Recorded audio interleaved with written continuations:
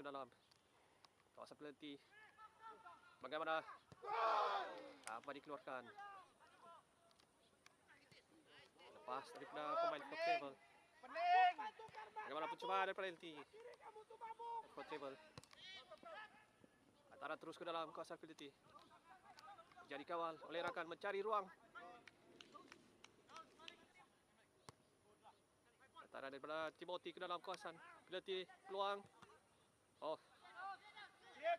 Hampir-hampir daripada Sapirin tadi. Dapat dikeluarkan oleh Andy. Sapirin diasah dari belakang. Antara baik daripada Andrew. Bagaimana?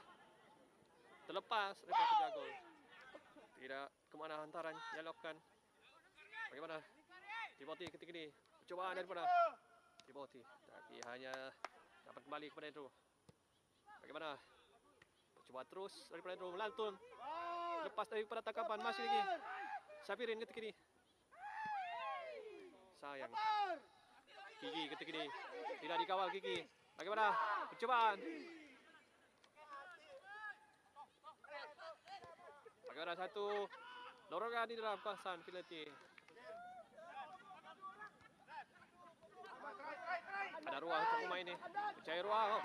Bagaimana perempatan? Apun. Tidak cukup tajam untuk menggunakan setiap peluang. Dia terindang. Bagaimana?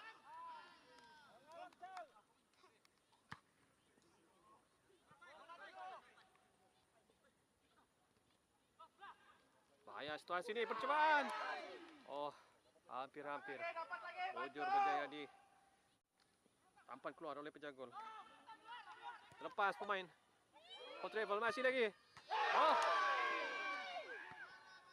Berjaya menggegar palang. Bagaimana? Terlepas pemain Fort Travel. Ada ruang untuk melepaskan. Perempatan masih dilakukan lepaskan Fort Travel. Oh. Perlahan ketika ini. Bagaimana terlepas. Antara ke dalam kawasan penalti. Oh. Gol sendiri. Kurang pasti siapa pemain jersey nombor 4 ini. Perempatan. Baik percubaan yang dilakukan. Oh. Terlepas. Bujur melantun kepada Timothy. Oh, kasaran. Satu masakan dari belakang dan terus diberikan amaran oleh pengadil. Terlepas yang dicuri oleh pemain Fort Travel. Bagaimana? Satu hantaran ke dalam kawasan penalti. Oh, bagaimana?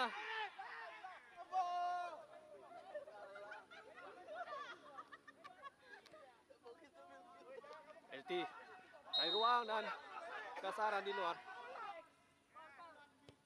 Oh, kurang kemas daripada Andrew. Tapi masih dalam kolam pasukan Fort Travel. Andrew ketika ini pasukan run offense sebenarnya. Dan dikeluarkan saja di sebelah kanan. Andrew saya mengeluarkan bola. Dia mencuri. Taruhkan daripada Goyo kepada Sapirin. Dorongan untuk LT. Bagaimana? Sepakan yang kemas diperlukan oleh rakan-rakan.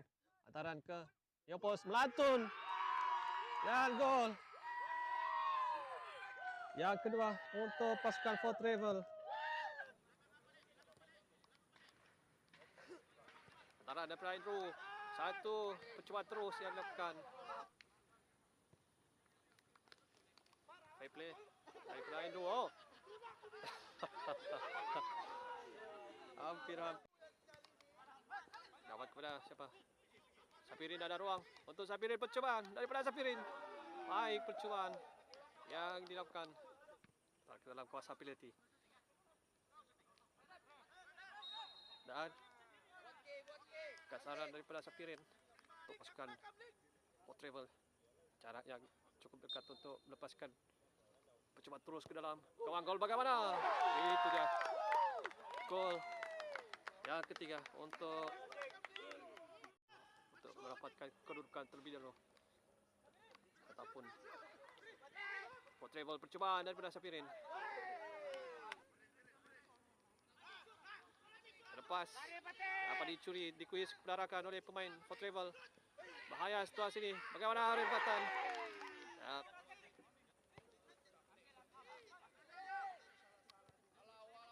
Baik, hantaran. Lorongkan yang dilakukan. Bagaimana? Terlepas. Belum lagi, masih coba untuk bertukar-tukar hantaran di dalam kawasan penalti dan terbuka luas pintu gol.